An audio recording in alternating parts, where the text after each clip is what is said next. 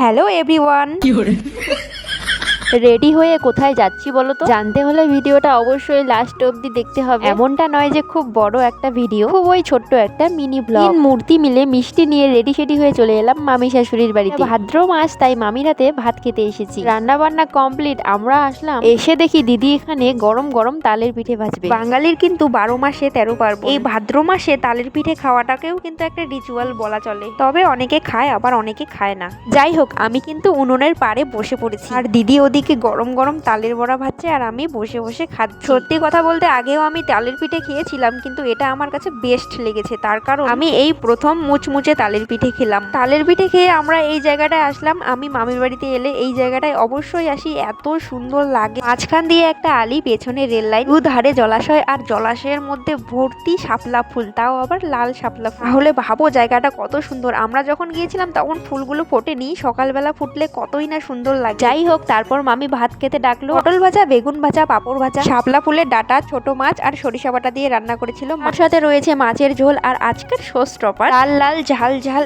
এক বাটি খাসির মাংস। যাই হোক, আজকের এই ব্লগটা এই অবধি। দেখা হবে পরবর্তী ভিডিওতে। বাই।